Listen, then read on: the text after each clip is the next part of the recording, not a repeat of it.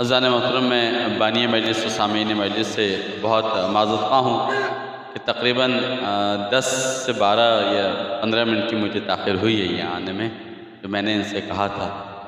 इंशाअल्लाह ताला माफ़ फरमाएंगे। जिस आय कुरानी को सरनामे कलाम करार दिया है, सूरह मुबारक इब्राहीम की 24वीं आयत है कि जिसमें परवरदिगार आलम इरशाद फरमा रहा है कि क्या तुमने नहीं देखा कि परवरदिगार आलम कैसे मिसाल दे रहा है कलमे पाक की शजरे पाक की तरह। और ये शजर ऐसा है कि इसकी जड़ साबित है और इसकी शाख आसमान के अंदर।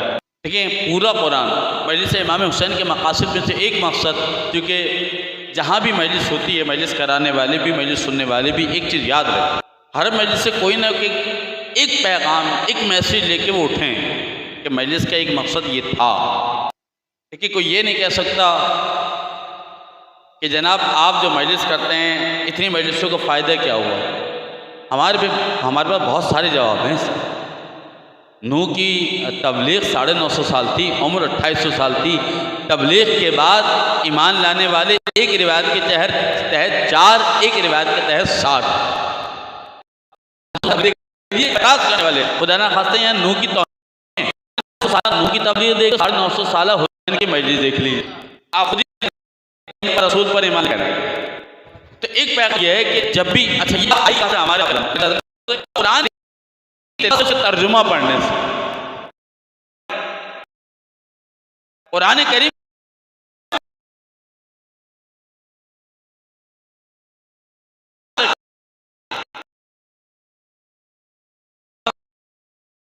हाँ परवरदिगार आलम ने इस दुनिया को धमाके के तहत नहीं बनाया, अचानक धमाका हुआ दुनिया वजूद में आएगी, ऐसा नहीं है।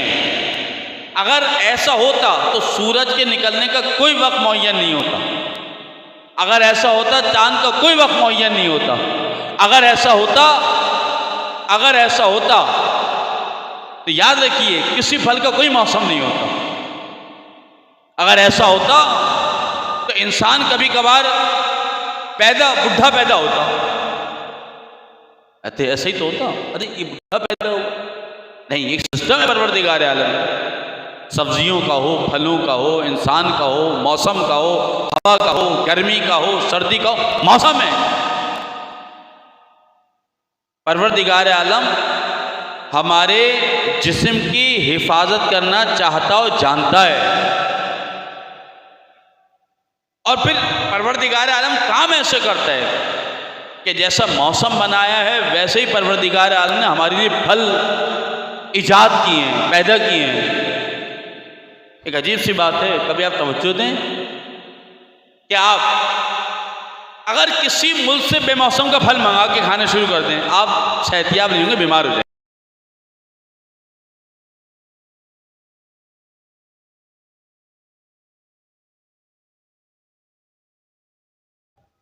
देखिए वो तो परवरदिगार ने सेहतमंदी के लिए बनाया था फल, बीमारी अब उस मौसम में नहीं खा। आसान से मिसाल है, आप लोग जो कहेंगे वो कहेंगे, मैं मेंबर से नहीं कह रहा, लेकिन उसके असरात तो होंगे। गर्मी में स्वेटर, अच्छा तबीयत खराब अगर हो जाए डॉक्टर कहेंगे कि इसके पहनने को कहा, क्योंकि मेरी मर्जी का आपकी मर्जी तो चलेगी, लेकिन परवरदिगार आलम ने जो मौसम करार दिए हैं आप अपने निज़ाम को उस मौसम के तहत रखें, उसके मुखालिफ रखें, तबीयत खराब हो जाएगी। जब हमारा जिस्म बग़ैर मौसम और निज़ाम के तहत नहीं चल सकता तो हमारा ईमान इबादत बग़ैर मौसम और मिजाज के कैसे चल सकता है, अंदाज़ा कीजिए। इसीलिए परवरदिगार आलम ने ये जो बनाया, और फिर परवरदिगार आलम कुरान में जितनी आयत और जितने परवरदिगार आलम ने सिस्टम बनाए, लेकिन नूह का वाक़या देखें, अगर एक तरफ नूह के वाक़े को रखें फिर रसूल खुदा की हदीस को देखें, रसूल खुदा क्या फरमा रहे हैं, मसलु अहल बैती का मसल सफ़ीनतुन नूह। अगर नूह का वाक़या नहीं होता तो रसूल खुदा किससे मिसाल देते। और देखिए परवरदिगार आलम ने जितने काम किए हैं अहले बैत के लिए, यानी कुरान का पूरा कुरान का उतरना, कुरान के अंदर अजाइबात, कुरान के वाक़े सब अहले बैत मासूमीन अलैहिस्सलाम के लिए, कि कल को कोई एतराज़ करे। अच्छा फिर परवरदिगार आलम ने काम भी अजीब किया, कुरान उतारने के बाद एक आयत ऐसी उतार दी कि अब तो ना कहते ना गले की हड्डी की तरह होगी, ना उगले बनेगी ना निगले बनेगी। वो जुमला ऐसा परवरदिगार आलम ने इस्तेमाल कर दिया, वो क्या है? ज़ालिकल किताबु ला रैब फीह, ये ऐसी किताब है शक व शुबे की गुंजाइश नहीं। यानी सारी चीज़ें बयान कर दी, नूह का वाक़या, हस्कील का वाक़या, याहया का वाक़या, इब्राहिम का वाक़या, इस्माइल का वाक़या, कितने वाक़यात को बयान किया। और वाकई एक लम्हे आप ज़िंदगी बहुत मसरूफ़ है, लेकिन रोज़ाना 5 मिनट 10 मिनट जितना आपको मौका मिले कुरान के तर्जुमे में, आप सिर्फ तर्जुमे में वाक़यात पढ़ लीजिए, नबियों के वाक़यात क्या हैं। यानी एक मिसाल मैंने दे दी आपको, बल्कि 2 मिसाल दे दी।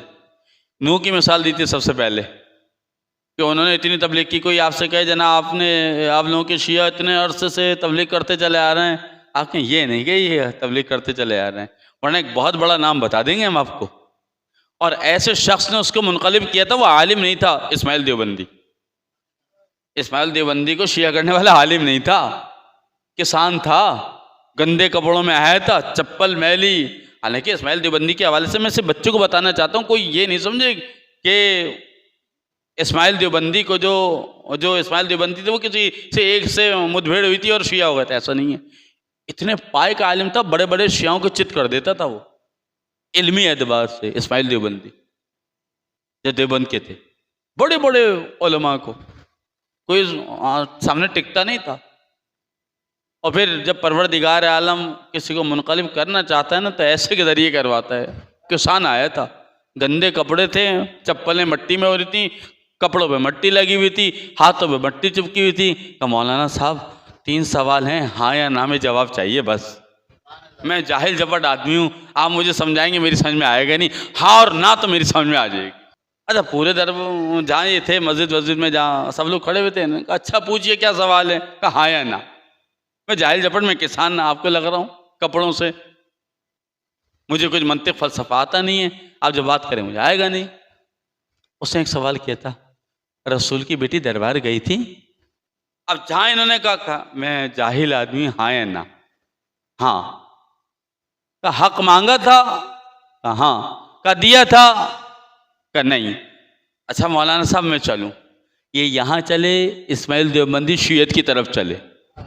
यानी इस वाक़े से एक बात फ़कत इतनी ही बतानी थी कि दरे अहले बैत का ऐसा शख्स जो किसान कहलाता हो, पढ़ा लिखा ना हो, वो अपने अंदर इतना पावरफुल हो जाता है कि बड़ों को इल्मी एतबार से चित कर देता है।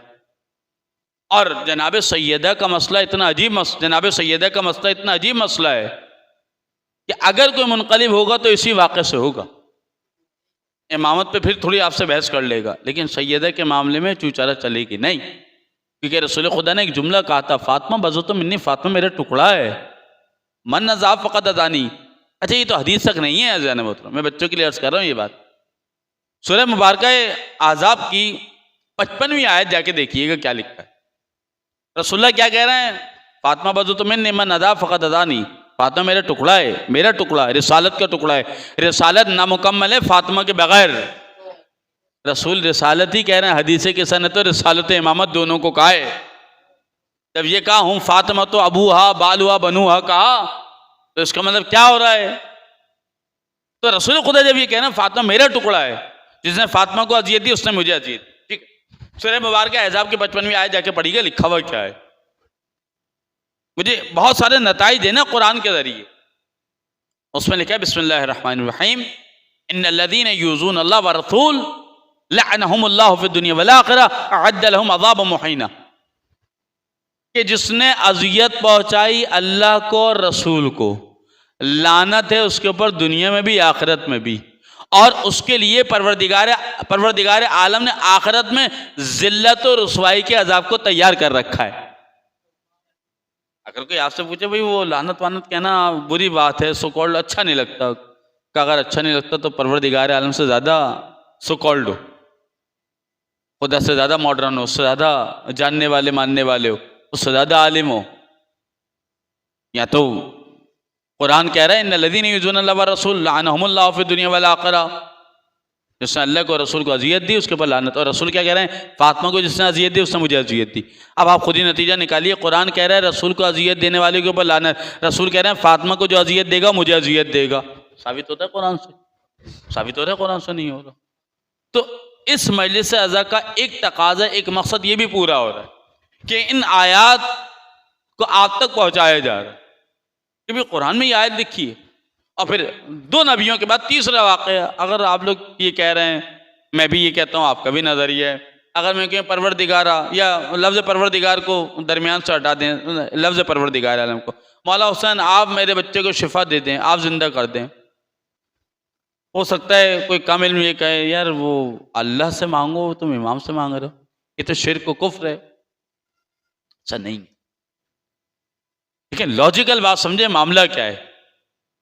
सबसे पहले जवाब इस सिनेरियो का, अगर कोई कहता है हज़रत अब्बास मुझे शिफा दे दें, मुझे औलाद दे दें, मौला अली मुझे शिफा दे दें, औलाद दे दें, या मोहम्मद मुस्तफ़ा या बीबी फातिमा मुझे शिफा दे दें, औलाद दे दें, ये शिर्क नहीं है। शिर्क नहीं। दो लॉजिक क्यों नहीं? पहली बात कि कुरान में परवरदिगार आलम ने हज़रत ईसा को ये दोनों ताकतें अता की थी, मुर्दों को जिंदा भी करते थे, बीमारों को शिफा भी देते थे। जब मीरास में इतनी ताकत है तो वारिस में इतनी ताकत नहीं होगी? देखिए कि लॉजिकल बात तो ये हो गई है, क्योंकि हम ज़ियारत वारसा में बार बार कहते हैं आदमा अस्सलाम वालेकुम वारसा आदमा सिफ़तिल्लाह नूह नबील्लाह ईसा रूहिल्लाह इब्राहिम खलील कहते हैं। वो तो मुझे लगता है इमाम ने तवालत की वजह से 26 नबियों के नाम नहीं लिए, वरना 26 नबियों के नाम और आ जाते। कुरान में 26 नबियों के नाम है वैसे, ठीक है, और भी बहुत सारी गुफ्तगू है। बहरहाल, तो अब अगर कोई ये कह रहा है कि दे दें, एक तो लॉजिकल बात यह है कि नहीं वारिस आदम है, मौला अली भी, इमाम हसन भी, इमाम हुसैन भी, जनाब सैयदा भी, रसूलुल्लाह भी, जिसे जीजा मांगो। एक दूसरा नजरिया देखिए, जहां नजरिया तौहीद वाज़े नहीं होगा वहां वो इस नजरिए को शिर्क कहेगा। अब ये क्या बात हुई, नजरिया तौहीद वाज़े नहीं होगा? नजरिया तौहीद क्या था कि परवरदिगार आलम खालिक व मालिक है, ये जिसको जितनी जहां जब जी चाहता है, जैसी जी चाहता है ताकत अता कर देता है। ये नजरिया है। यानी अगर फकीर मेरे दरवाजे पे आया, मैंने जेब से निकाल के पैसे दिए, मैं उसे ये नहीं बताऊंगा ये पैसे कहां से आए थे, तुम तक आए। फकीर ये जानता है खुदा ने इसको दिया था, ये मुझे दे रहा है। खुदा ने हुसैन को ताकत दी थी, हुसैन दे रहा है। खुदा ने अली को ताकत दी थी, अली दे रहा है। खुदा ने अब्बास को ताकत दी थी, अब्बास दे रहा है।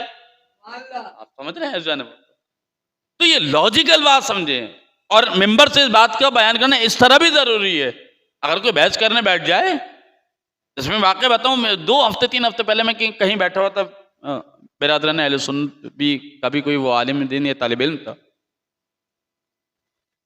इस काम से हम गए थे, उन्होंने ऐसे ही बात छेड़ दी। देखिए मैं जो बात कह रहा हूँ उस पर तवज्जो दीजिएगा और इसी तरह मामला कीजिएगा, वरना लड़ाई झगड़े से परहेज करें। मैंने कहा आप मजहबी बात कर रहे हैं, मैंने भी हंसते हुए कहा मजहबी बात कर रहे हैं, मजहबी बात नहीं कर रहे हैं, ये मुनासिब नहीं।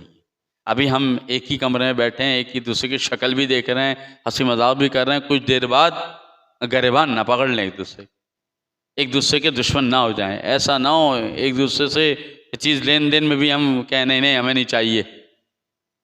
बेहतर है इस बात को छोड़ दें। अच्छा वो खामोश हो गया। मैंने कहा लेकिन छोटी सी मैंने कहा आपने दीन किससे लिया है मुझे नहीं पता, मैंने दीन पंजतन से लिया है। जब मैंने पंजतन कह दिया, मैंने कहा आपने साहबा कराम से लिया है? मैंने कहा बस ये फ़र्क है। अब आप ये खुद बता दीजिए पंजतन क्या गलत हो सकता है, उससे खुद का है, हो ही नहीं सकता। इसके आगे मैं खुद खामोश हो गया। मैंने कहा मैंने पैगाम तो पहुंचा दिया जो पहुंचाना। यानी जब भी किसी से बात करें, देखें आप जब ये कहेंगे ना अली हुसैन फातिमा, सही है अपनी जगह, लेकिन जब आप लफ्ज़ पर इंसान के नफ्सियात से काम लेना पड़ता है। आपको मंतिक में मंतिक ये कहती है नफ्सियात से काम, नफ्सियात और ये कहती है पंजतन का नाम लेंगे। हर कोई जानता है पंजतन को, चाहे पंजतन के नाम न जानता हो, लफ्ज़ पंजतन से वाकिफ है वो कि पंजतन पाक के सदक़े मिला। को मुझे पंजतन कौन है, कहा हमें ये नहीं पता कौन है पंजतन, हमें तो ये सिखाया गया पंजतन के सदक़े में मिलता है जो मिलता है। आप समझ रहे हैं? आप जब भी ये कहेंगे हमने दीन पंजतन से लिया है, तो सामने वाला का थोड़ा बहुत पढ़ा लिखा होगा, वो कहेगा नहीं आप कैसे ही रहे, आपने जिनसे दीन लिया है अब तो हम उसके आगे, अब हम आपको कहने की ज़रूरत ही नहीं है आपने फलां से लिए, आपके हमने तो पंजतन से लिया, आपने जिनसे लिया है आप खुद सोच लीजिए वो पंजतन के मुकाबले के हैं।